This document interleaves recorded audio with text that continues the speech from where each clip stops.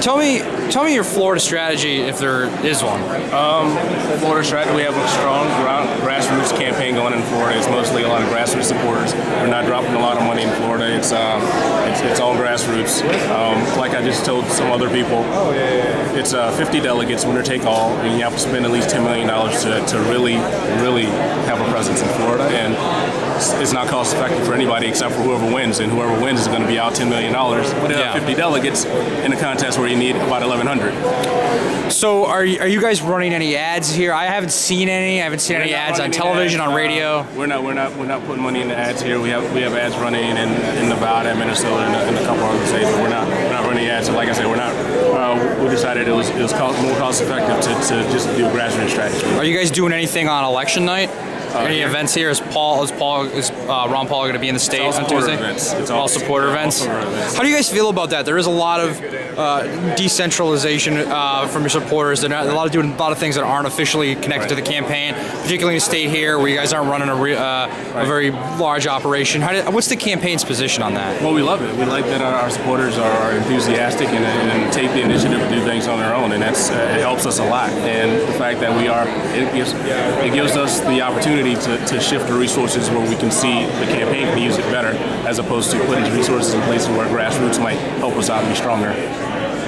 Now, I want to ask too about your caucus strategy. You guys are putting a lot of money into caucuses. Ron Paul's going to Maine tomorrow. Why not even spend a couple events in Maine instead of, you guys are heading up tonight, I understand. Why not even do just a big town hall meeting or something? We're doing a few events in Maine. No, I'm in Florida. Like, why not just do one or two? He did a couple of appearances. And he had a couple of appearances early on in the campaign.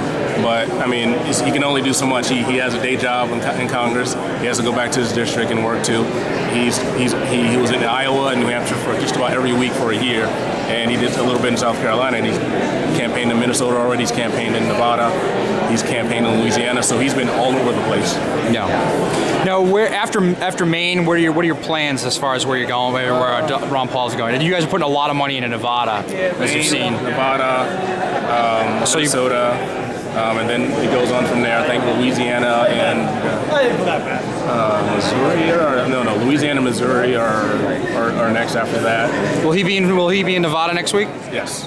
He'll be in just Nevada. Vegas? Will he go to Reno? He'll be all over the state. Really? Yeah. He'll be in Reno. He'll be in Vegas. He'll be in Elko. He's gonna go to Elko, Nevada. Yeah, he's been there before. He's been campaigning a lot. I mean, there's like 10 people in Elko, Nevada. People say he's not campaigning hard, but I mean, just because he's not in Florida every day, he's in other places. Yeah. And he has a job, like I said. I just want to ask you about Ron Paul tends to get into Rick Santorum in a lot of debates. It seems the moderators put him together. What's your campaign tends to go after? It seems like Ron Paul goes after him more than the other candidates. Can you talk about that? I don't think it's that he goes after him. I think Senator Santorum has fundamental disagreement with Ron Paul's views on foreign policy in particular, and they just don't see eye to eye on that. I don't think there's any animosity. Well, I know for sure on our side there's not any. I think Dr. Paul likes everybody up there, and he feels like he's trying to educate Rick Santorum on the right view to have on foreign policy, and Rick Santorum, I don't know, he just disagrees with him.